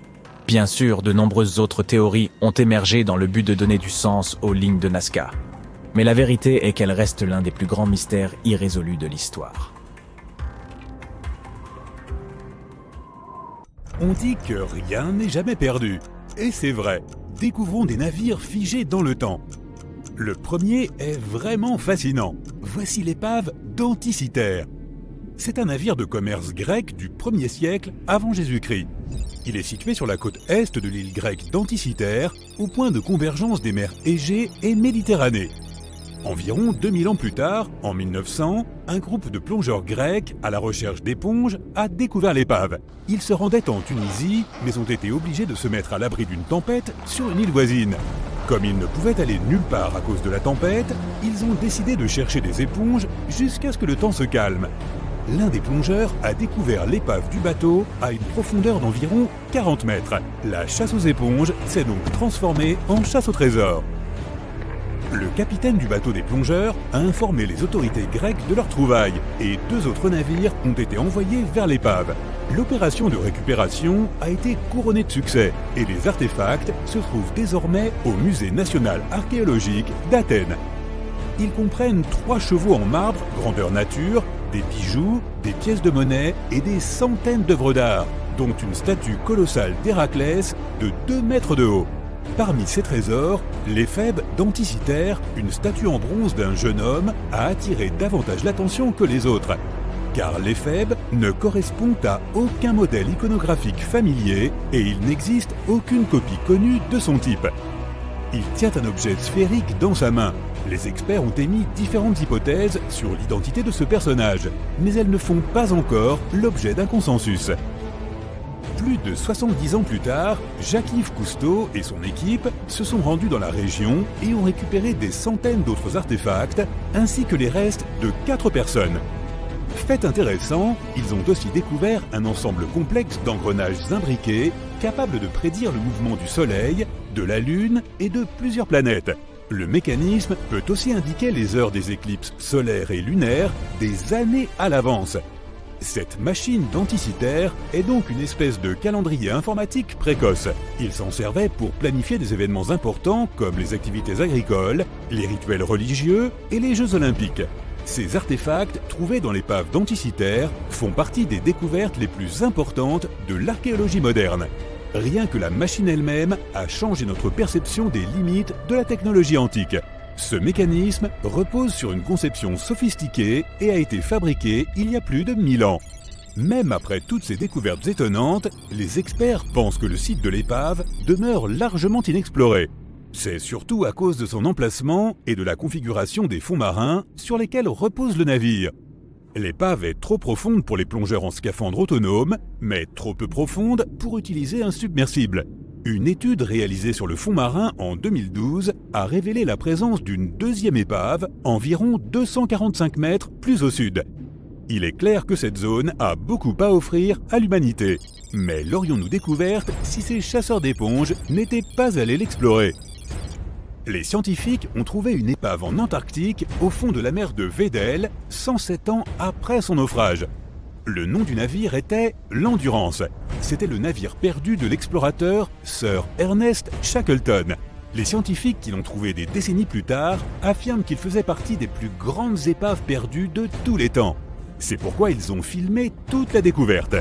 La vidéo montre les restes de l'Endurance et prouve qu'il est encore dans un état remarquable. Il est resté à 3000 mètres de profondeur pendant plus d'un siècle, et pourtant, on dirait qu'il a coulé très récemment. L'histoire est la suivante. Le navire a été écrasé par la glace et a coulé en 1915. Shackleton et son équipage ont dû embarquer dans de petits canots de sauvetage. À partir de ce moment-là, la survie a commencé. Shackleton a réussi à mettre son équipage en sécurité, puis le navire a coulé. C'est une histoire assez épatante, mais pourquoi les scientifiques ont-ils accordé tant de valeur à ce navire? Tout d'abord, l'expédition impériale transantarctique de Shackleton naviguait pour effectuer la première traversée terrestre de l'Antarctique. Oui, l'équipage s'est retrouvé piégé dans la glace, mais l'intention était louable. Deuxièmement, le défi même de trouver l'épave était de taille. La mer de Weddell est presque toujours recouverte d'une épaisse couche de glace, cette même glace qui a fait couler l'Endurance. S'approcher du lieu présumé du naufrage est très difficile, sans parler de la possibilité de mener des recherches. Les experts ont prévu le moment où l'étendue de la glace de l'Antarctique serait la plus mince, grâce aux images satellites. Ils ont également choisi un moment où la météo était en leur faveur pour lancer une expédition. Le docteur John Shears a déclaré qu'ils ont réussi à mener à bien la recherche d'épave la plus difficile au monde en luttant contre une glace en constante évolution, les blizzards et des températures descendant à moins 18 degrés Celsius. Et c'était des conditions plutôt clémentes pour la région. Enfin, regarde comme ces poutres sont bien conservées. On peut même encore lire le nom du navire. L'archéologue marin Mensun Bunt affirme que c'est la plus belle épave de bateau en bois qu'il ait jamais découverte. Or, il a 50 ans de carrière, donc ce ne sont pas des paroles en l'air. Mais comment se fait-il que le bois n'est pas pourri? Le docteur Michel Taylor, biologiste polaire des profondeurs, affirme que le bois s'est peu détérioré car les créatures mangeuses de bois ne se trouvent pas dans cette région sans forêt de l'Antarctique. Les ouvriers d'une mine de charbon dans l'est de la Serbie ont découvert 3 épaves de navires qui se trouvaient là depuis au moins 1300 ans. La plus grande provient d'une flotte de l'ancien empire romain. Elle mesure environ 15 mètres de long et a un fond plat. On estime que le navire pouvait transporter un équipage de 30 à 35 personnes. En regardant sa coque, tu peux voir les marques de réparation. Cela nous donne un aperçu de ce qui se passait il y a plus de 1000 ans. Les 2 plus petits navires, quant à eux, correspondent aux descriptions de bateaux utilisés par les groupes slaves pour attaquer la frontière romaine. Ces 2-là ont été découverts sous la boue et l'argile dans le lit d'une ancienne rivière. Apparemment, à cette époque, il y avait une base romaine dans un endroit appelé Viminatium. Il est intéressant de noter que Viminatium était une capitale de province dont la population était estimée à 40 000 habitants au IVe siècle de notre ère. À titre de comparaison, elle était encore plus grande que Pompéi. La mine de charbon de Kostolac recèle bien des trésors. Les archéologues y avaient déjà trouvé des preuves d'une ancienne activité humaine et animale. Ainsi, en 2012, les experts ont trouvé les os d'au moins 5 mammouths laineux, lesquels se sont éteints il y a environ 10 000 ans. Des archéologues canadiens ont retrouvé un navire 150 ans après sa disparition dans les eaux de l'Arctique du Canada. Ce navire marchand s'appelle le HMS Investigator. Il a été acheté en 1848 pour rechercher le bateau de l'explorateur Sir John Franklin qui s'était perdu lors de l'expédition du passage du Nord-Ouest. Le HMS Investigator a donc quitté la Grande-Bretagne en 1850 pour cette opération de sauvetage. L'équipage de l'expédition, dont le capitaine était Robert McClure, a fait appareiller l'Investigator. Il a réalisé que ce qu'il cherchait se trouvait dans la dernière étape du passage du Nord-Ouest, la route maritime à travers l'Amérique du Nord. Mais avant qu'il ne puisse naviguer dans la mer de Beaufort, le navire de 122 tonnes s'est retrouvé à son tour coincé dans l'épaisse glace. L'équipage a passé l'hiver dans le détroit du Prince de Galles. L'été suivant, McClure a de nouveau essayé de naviguer jusqu'à la fin du passage. Mais la glace lui a de nouveau barré la route. Là aussi, l'équipage a été obligé de quitter le navire. Il a dirigé l'équipage vers la baie de Mercy. Ils ont dû y rester jusqu'en 1853, lorsque l'équipage du HMS Resolute les a enfin secourus. Imagine un équipage de 60 personnes qui a dû passer 3 hivers dans l'Arctique sans même savoir s'ils allaient survivre. Plus tard, le navire a été retrouvé, se dressant dans environ 11 mètres d'eau. Il était en très bon état. L'eau de l'Arctique avait empêché le pont extérieur du navire de se détériorer rapidement. On peut clairement voir la silhouette du navire et le bois dont il est fait. De plus, les archéologues ont découvert des artefacts sur la terre ferme laissés par les marins. Ils avaient tout déchargé avant d'abandonner l'Investigator. 3 tombes de marins et une épave de la marine britannique ont également été découvertes dans la région. Les statues Moai se dressent fièrement sur l'île de Pâques depuis des centaines d'années. À l'époque, les habitants ont fait d'énormes efforts pour sculpter ces figures grandioses. Et puis, ils ont soudainement arrêté. Pourquoi? Essayons de percer ce mystère. L'île de Pâques, située à 4000 km à l'est de Tahiti, a une superficie de 163 km². À ce jour, c'est l'une des îles les plus isolées du monde. Autrefois, elle était couverte de forêts, remplies de différentes espèces d'arbres et fougères. Mais lorsque les premiers humains sont arrivés sur l'île vers l'an 400, les forêts ont lentement commencé à disparaître. Et à partir de l'an 1250 environ, les statues Moai ont commencé à apparaître un peu partout. Les locaux les fabriquaient à partir de différents types de roches, cendres volcaniques compressées, basalte, trachyte et scories rouges. Comme il s'agit d'une île volcanique, ce sont tous les ingrédients que les créatures des statues utilisaient. Une fois que les bâtisseurs avaient terminé leur travail, ils recouvraient les statues de pierre ponce. Les visages des statues sont différents. Elles ont toutes des sourcils épais et de grands nez, mais avec des expressions distinctes. Leurs bras sont sculptés directement dans leur corps. Certains ont des chapeaux sur la tête. Il y a près de 900 statues sur toute l'île, et elles varient en taille. La hauteur moyenne est de 4 mètres. Et les plus grandes atteignent 10 mètres de hauteur et pèsent jusqu'à 82 tonnes. Comme les statues ont tant de visages différents, il existe des théories selon lesquelles elles représentent et honorent des ancêtres, des chefs et d'autres personnages importants qui ont vécu sur l'île. Mais sans aucune preuve tangible, il est presque impossible de comprendre le véritable objectif des Moai. Autrefois, elles se dressaient magnifiquement le long de la côte, veillant sur les locaux vivant dans des villages. Et leur dos était tourné vers le monde des esprits de la mer. Lorsque les Européens ont découvert les statues Moai dans les années 1700, beaucoup d'entre elles étaient déjà tombées. Et la construction des statues s'était arrêtée bien plus tôt que cela. D'énormes efforts ont été déployés pour fabriquer ces statues. Les artisans experts passaient beaucoup de temps à les sculpter lentement avec des pioches rudimentaires. Une équipe contenant jusqu'à 6 personnes pouvait travailler dur pendant une année entière pour fabriquer une seule statue. Ensuite, ils devaient souvent la transporter jusqu'à son emplacement final sur l'île, sur une distance pouvant aller jusqu'à 18 km. Grâce à la datation en carbone, les experts ont réussi à déterminer que les statues ont commencé à apparaître vers l'an 1250. Et puis, soudainement, vers 1500, le processus s'est tout simplement arrêté. Les créateurs des statues ont simplement laissé leurs burins là où ils les avaient utilisés pour la dernière fois. Et seulement un quart de toutes les statues ont effectivement été placées là où elles étaient censées être. La moitié d'entre elles se trouvent encore dans les carrières, tandis que d'autres ont été laissées sur le sol à mi-chemin. Quelque chose s'est passé sur cette île qui a conduit les habitants à se désintéresser totalement des statues. Il existe de nombreuses théories sur la raison pour laquelle cela a pu se produire, et elles sont principalement liées à la déforestation.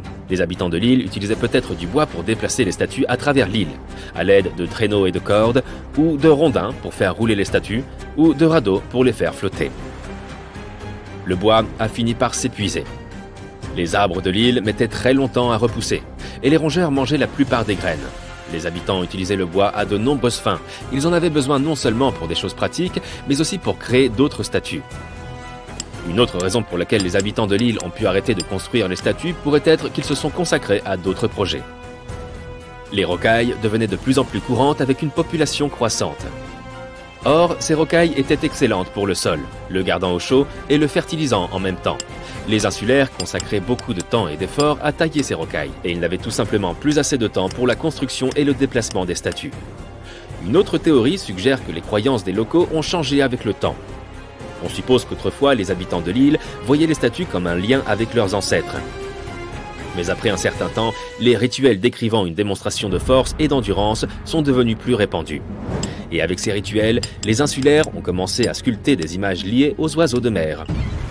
Ces derniers sont devenus le principal animal de l'île. Les gens ont commencé à croire que leurs ancêtres les regardaient à travers les oiseaux au lieu des statues. Il n'y avait donc plus de raison de construire les moai.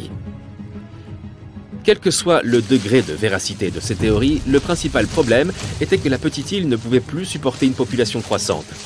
Ce qui était autrefois une terre luxuriante couverte de forêts est rapidement devenu un paysage stérile. Pendant les premiers siècles, les gens dépendaient des ressources forestières. Mais l'agriculture a pris de l'ampleur quelque temps après 1550, lorsque les forêts ont disparu. Les tribus qui travaillaient autrefois ensemble pour construire les fantastiques monolithes ont fini par entrer en compétition les unes avec les autres.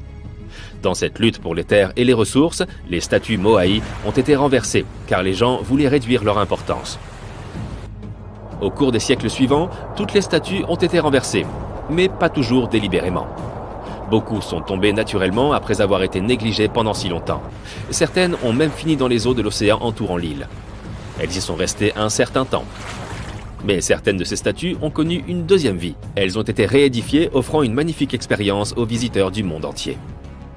Si tu fais un voyage jusqu'à cette île isolée, la première question que tu te poseras ne sera probablement pas de savoir comment les statues ont été construites ou déplacées.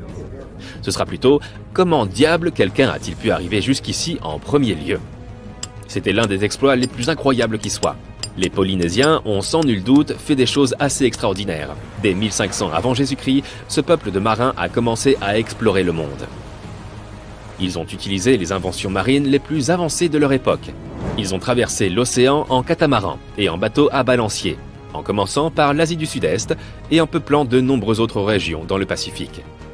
Ils sont allés aussi loin que l'actuel Hawaï au nord en 900 avant Jésus-Christ et l'actuelle Nouvelle-Zélande au sud en 1200 avant Jésus-Christ. Et le voyage le plus lointain vers l'est a été bien sûr l'île de Pâques. En seulement quelques centaines d'années, ces premiers navigateurs ont peuplé une zone de plusieurs milliers de kilomètres carrés. Ils mémorisaient simplement les endroits où ils étaient déjà allés, et de cette façon réussissaient à naviguer sur l'océan. Ils utilisaient un large éventail de techniques. Ils observaient le ciel lorsqu'il se levait et se couchait, tandis que la nuit, les étoiles les aidaient. Si le temps était couvert et que les marins ne pouvaient pas s'orienter visuellement, ils utilisaient d'autres méthodes brillantes. Ils observaient notamment le mouvement des courants océaniques et les motifs des vagues, et prêtaient attention à la bioluminescence dans l'eau. Ces motifs les aidaient à trouver l'emplacement d'îles spécifiques. Ces marins comprenaient même comment les îles et les atolls au loin provoquaient des motifs d'interférence aérienne et maritime. Les oiseaux leur fournissaient aussi de précieux indices. Certains d'entre eux migraient sur de longues distances d'une île à l'autre, ce qui donnait aux marins une sorte de lien visuel pour leur itinéraire. D'autres types d'oiseaux avaient des périodes d'alimentation spécifiques. Les marins savaient quand et où ils chassaient et dirigeaient leurs bateaux en fonction des endroits où ces oiseaux se nourrissaient. Les Vikings ont sans doute reçu beaucoup trop de mérite par rapport à leurs aptitudes maritimes. Alors qu'ils utilisaient une boussole solaire, les premiers Polynésiens se fiaient uniquement à leur connaissance de la façon dont la nature elle-même pouvait les guider. Leurs compétences étaient si avancées qu'en 1769, le capitaine James Cook, un célèbre explorateur anglais, a même engagé un navigateur polynésien pour ses connaissances approfondies des mers. Et ce qui est encore plus surprenant, c'est que ce navigateur a dessiné une carte de mémoire. Elle couvrait une région de 3200 km de large. Dans cette région, il y avait 130 îles, et le navigateur connaissait 74 de ces îles par leur nom. Au début de leur voyage, le capitaine Cook a souvent ignoré les conseils du navigateur. Mais vers la fin de leur voyage, il a été très impressionné. Il a également reconnu les Polynésiens comme étant probablement le peuple le plus répandu sur Terre. On dit que cet endroit regorge d'argent. Il y serait entreposé depuis des siècles, mais personne n'a réussi à l'emporter de cette île. Les chasseurs de trésors sont fascinés par cet endroit depuis 1795. Nombreux sont ceux qui ont tenté leur chance à la recherche de ces richesses, peut-être cachées là des pirates espagnols ou par des Templiers. Mais aujourd'hui, on ne peut plus s'y rendre, le lieu ayant été privatisé. Tout ce que l'on peut faire, c'est une excursion autour de l'île. Sinon, il est toujours possible de regarder l'émission de télé-réalité des frères Lagina, Rick et Marty, qui forment une équipe de passionnés à la recherche des trésors de l'île aux Chênes, en Nouvelle-Écosse, au Canada. Il semblerait qu'il n'existe aucun endroit au monde où les caméras de télévision ne peuvent aller. L'une des découvertes les plus célèbres est celle du puits au trésor. Malgré son nom prometteur, il n'était pas rempli d'argent. Remontons donc d'environ 2 siècles. Le puits au trésor fut découvert par un jeune homme de 16 ans en 1795. Un jour, Daniel McGuinness alla pêcher sur l'île aux Chênes. Il y vit un arbre. Évidemment, il s'agissait d'un chêne. Mais il portait des marques bizarres. Ces marques ne semblaient pas naturelles. Daniel décida donc de faire un tour dans la zone. Il aperçut alors un trou dans le sol et commença à creuser. 2 de ses amis l'aidèrent. Mais au lieu d'un trésor, les garçons ne trouvèrent que des plateformes de bois placées sous terre à intervalles réguliers. Ça ressemblait à une cachette pour de l'argent ou des bijoux, mais ils ne découvrirent rien de précieux. Cependant, il y avait quelque chose d'étrange au fond de ce puits. Quelqu'un y trouva une pierre de granit sur laquelle était gravée une inscription. Nombreux sont ceux qui ont tenté de la déchiffrer, mais la plupart ont échoué. Il en existe cependant une traduction. 40 pieds sous terre, 2 millions de livres sont enterrés. Oui, McGuinness et ses amis auraient dû creuser davantage. L'autre élément amusant du puits au trésor est la fibre de noix de coco qui s'y trouve. On dit que de grandes quantités de cette fibre ont été découvertes à une profondeur de 18 mètres. Cela ne te surprendra peut-être pas, mais je dois te rappeler une chose. L'île aux Chênes se trouve en Nouvelle-Écosse, au Canada. Les cocotiers n'y poussent pas. Les plus proches se trouvent à environ 2500 km de la Nouvelle-Écosse. Quelqu'un aura donc apporté cette fibre à dessein. Des chercheurs ont émis l'idée que la fibre de noix de coco aurait pu être utilisée pour fabriquer des cordes et descendre les trésors dans le puits. Ensuite, voici 2 étranges mystères. À la fin des années 1800, la Oak Island Treasure Company inspecta et fouilla l'île de fond en comble. Tout le monde pensait que quelque chose d'énorme y était caché. Les hommes réussirent à creuser à 46 mètres sous terre, ce qui équivaut à 15 panneaux stop les uns sur les autres. Comme tu t'en doutes, ils ne trouvèrent pas les tonnes d'or et de diamants qu'ils espéraient. Mais ils découvrirent un manuscrit. Selon une théorie, il s'agirait d'un des manuscrits perdus de Shakespeare. Certains scientifiques pensent qu'il a été caché là par l'écrivain et savant Francis Bacon, peut-être le véritable auteur des œuvres de Shakespeare. Oui, une rumeur veut que ce soit Francis et non William qui ait écrit toutes ces pièces et ces sonnets. Mais cela n'a jamais été prouvé. Le puits au trésor est peut-être le puits le plus célèbre de l'île aux Chênes. Mais ce n'est ni le seul, ni le premier. Avant sa découverte, les chasseurs de trésors avaient foré la terre dans la baie de Smith. Lors de la construction d'un barrage, ils trouvèrent une structure de bois. Elle avait la forme d'un U et portait des chiffres romains. Après analyse, les spécialistes affirmèrent qu'elle datait de 1769. Le puits au trésor fut découvert 26 ans plus tard. Ce fait a donné lieu à de nombreuses spéculations selon lesquelles cette structure aurait pu faire partie du puits au trésor que tout le monde recherchait. Maintenant, regarde cette pièce des Templiers. Ce n'était pas la première découverte sur l'île, mais elle fut cruciale. Même si cela ne semble pas très important aujourd'hui, à l'époque médiévale, ces pièces permettaient d'amasser une quantité incroyable de richesses. Elles étaient généralement stockées dans les forteresses européennes. Pour les chasseurs de trésors, cette pièce était extrêmement significative. La logique est simple. S'il y a une pièce de ce type, il doit y en avoir d'autres. Et ils avaient raison, cette découverte ne fut pas unique. On trouva un carreau d'arbalète sur la rive sud-ouest de l'île. Les experts estiment qu'il date du XIIIe siècle. Mais là encore, ce n'est pas ce que cherchaient les chasseurs de trésors. On découvrit d'autres pièces sur l'île. Rick et Marty Lagina sont tombés sur celle-ci dans un marécage. Elle est en cuivre et provient cette fois d'Espagne. Au départ, ils ne purent déchiffrer que le chiffre 8 sur sa surface. Mais plus tard, des experts se penchèrent dessus et affirmèrent qu'elle avait été fabriquée aux alentours du XVIIe siècle. Ils réussirent à bien la nettoyer et virent la date de 1652 gravée dessus. Selon une théorie, des explorateurs espagnols auraient trouvé un trésor mais l'auraient caché au lieu de l'apporter au roi. Il est donc possible que cette pièce soit tombée d'un coffre rempli de pièces et de bijoux et qu'elle fasse partie du trésor que tout le monde recherche. Ou peut-être que quelqu'un l'aura accidentellement perdu en cherchant le vrai trésor. Qui sait? Gary Drayton est un autre chasseur de trésors célèbre. Gary et son équipe, accompagnés de Rick Lagina, ont découvert 2 pièces de monnaie sur l'île. Il s'agit de pièces Britannia du roi Charles II datant du XVIIe siècle. L'une d'entre elles porte une inscription très nette, indiquant qu'elle a été frappée en 1771. Un autre trésor des marais, probablement d'origine espagnole, fut encore découvert. Il s'agit cette fois d'une bague en argent. Un spécialiste l'a étudiée de près et a affirmé qu'elle a été réparée 2 fois. L'anneau a été agrandi 1 fois et raccourci 1 autre fois. Il est orné d'un motif floral, très populaire dans l'Europe des années 1730. Parmi les autres objets mystérieux découverts par Rick et Marty, il y a un bouton d'argent. Il est assez ancien. Il remonterait au milieu du XVIIIe siècle, avant la découverte du puits au trésor. Cette découverte n'a donc pas été jugée très importante. Le bouton a pu simplement appartenir à un fermier qui élevait du bétail sur l'île. Il n'existe aucune preuve officielle qu'on ait jamais trouvé un coffre rempli de pierres précieuses et de pièces de monnaie sur l'île aux chênes. Mais quelques passionnés y ont trouvé des bijoux. Tout d'abord, ils ont trouvé une broche sertie d'une magnifique pierre rouge.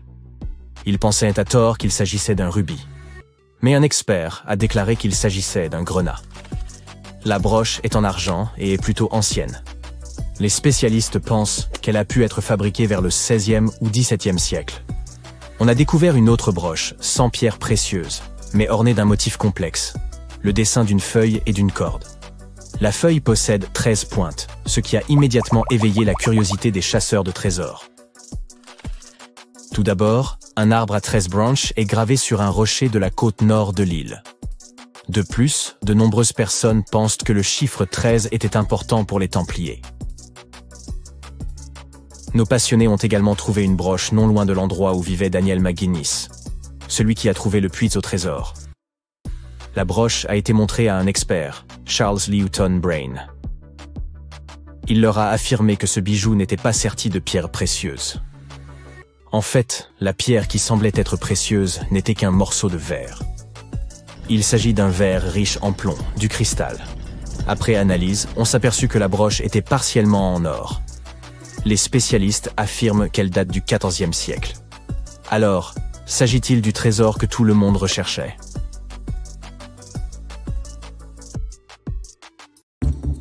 Ce village caché s'appelle Aogashima. Il est situé au cœur d'un cratère volcanique. Il se trouve au sud du Japon, à l'extrême nord de la Micronésie. L'histoire raconte qu'un volcan est entré en éruption dans la mer des Philippines dans les années 1780, ce qui a causé de nombreux dégâts à une communauté locale. La moitié de la population a réussi à échapper à cette énorme éruption et est revenue des années plus tard pour reconstruire le village. À l'heure actuelle, environ 160 personnes vivent paisiblement ici, même si l'on considère que le volcan est toujours actif. Huacachina, au Pérou, se trouve dans l'un des climats les plus secs du monde. Et pourtant, c'est une ville magnifique entourée de palmiers luxuriants. Elle dispose aussi d'une lagune dont on dit qu'elle a des propriétés curatives particulières. Le village compte un peu plus de 90 résidents qui gèrent de petits commerces. La plupart d'entre elles ont recours au sable comme principale ressource. Certains proposent des services de sandboarding ou même des dîners de luxe dans le désert. Depuis plus de 500 ans, un petit groupe de personnes vit dans le flanc d'une montagne appelée la Montagne Verte. C'est l'un des endroits les plus reculés d'Oman et du monde entier. Le seul moyen d'arriver jusqu'ici est à pied, à dos de mule ou en véhicule tout-terrain. Il s'agit d'Al Sogara et il faut marcher environ 20 minutes pour monter un escalier de pierre raide afin d'y arriver. Le village a vu le jour quand les habitants ont taillé leur maison dans la pierre de la montagne pour se protéger des tempêtes et du froid. 5 familles de la tribu Al-Shariki habitent encore ici, soit environ 25 personnes au total. On trouve beaucoup d'autres villages comme celui-ci dans la région, mais Al Sogara est particulier car c'est le seul qui soit encore habité. Il y a 14 ans encore, il n'y avait ni électricité ni ligne téléphonique. La route la plus proche que l'on pouvait trouver était à 10 km. Comme il n'y avait pas d'école, les gens devaient apprendre à lire et à écrire à la maison auprès de leurs aînés. Aujourd'hui encore, les villageois poursuivent cette pratique traditionnelle qui consiste à construire leurs maisons en les taillant directement dans la roche de la montagne. L'un des plus beaux joyaux grecs est Monemvasia, une ville fortifiée située dans le sud-est du Péloponnèse. Elle a été conçue pour être invisible depuis le continent, afin d'être mieux protégée. On la voit uniquement depuis la mer. Et pour y accéder, il faut suivre un étroit sentier qui la relie au continent. C'est d'ailleurs de là que vient son nom, qui se traduit par un seul passage. Monemvasia a été construite au Moyen-Âge, entièrement taillée dans la roche de la montagne. De nos jours, de nombreux anciens manoirs y ont été transformés en maisons d'hôtes et en charmants hôtels. Non seulement l'architecture est incroyable et magnifiquement préservée, mais la ville est également entourée d'eau cristalline. Une ville sans route? Fais tes valises pour aller à Giethoorn, aux Pays-Bas, si cela ne te dérange pas de voyager en bateau. La ville est très paisible, probablement parce que tout le monde ici se déplace par les canaux. Même le courrier est distribué par voie fluviale. Comme il n'y a pas de voiture et que les gens se déplacent rarement, la ville est très calme. Si calme que le son le plus fort que l'on puisse entendre est le caquettement d'un canard de temps en temps. Au départ, il s'agissait d'un décor de cinéma, mais Hobbiton, en Nouvelle-Zélande, existe toujours, même après la fin des tournages du Seigneur des Anneaux et du Hobbit. Il est possible de visiter cette charmante ville de décor. Il existe 44 trous de Hobbit au total, mais seuls quelques-uns d'entre eux sont ouverts au public. Le village isolé de Gazadalur, situé sur le flanc d'une montagne dans les îles Féroé, compte à peine 11 habitants. Il est surtout connu pour sa chute d'eau spectaculaire qui se jette directement dans l'océan Atlantique. Il n'y a pas si longtemps, on pouvait y accéder uniquement à pied, en traversant les montagnes. Cependant, un tunnel a été construit récemment, ce qui a rendu l'endroit facilement accessible en voiture. La comédie musicale Popeye des années 1980 a fait construire un décor sur mesure à Malte. Celui-ci n'a pas été démonté après la fin du tournage, et le village de Popeye abrite désormais des groupes de bâtiments en bois joliment colorés et une troupe d'acteurs. Il y a beaucoup de choses amusantes à faire sur place, comme assister à des spectacles de théâtre, faire des promenades en bateau, visiter des musées ou simplement explorer ce village original. Le village le plus ancien et le plus photographié d'Autriche s'appelle Hallstatt. C'est un joyau européen caché, avec des bâtiments anciens merveilleusement préservés et un lac salé souterrain. Il abrite aussi un musée avec des objets vieux de 7000 ans et la plus ancienne mine de sel du monde. La forteresse de Bourtange, aux Pays-Bas, est un petit bâtiment en forme d'étoile. Mis à part le côté créatif, il a été construit de cette façon à des fins défensives. Cela donnait aux gardes du fort un avantage stratégique car ils avaient une vue parfaite à 360 degrés. De nos jours, la construction est parfaitement conservée, y compris ses vieux bâtiments, ses rues pavées, ses moulins à vent en bois et ses ponts sophistiqués. Au Maroc, il existe un village traditionnel en terre entièrement fait de briques d'argile. Tu peux le trouver dans une vallée proche des montagnes de l'Atlas, à 51 km de la capitale du Maroc. Les marchands qui suivaient la route commerciale transsaharienne passaient par cette ville pour transporter des épices et de l'or. Comme cette route commerciale est devenue de moins en moins populaire, beaucoup de ces forteresses ont été abandonnées et sont aujourd'hui des vestiges bien préservés. C'est l'un des meilleurs endroits au monde pour skier car il est encore caché du public. Pas étonnant que les habitants l'appellent le côté secret de la vallée.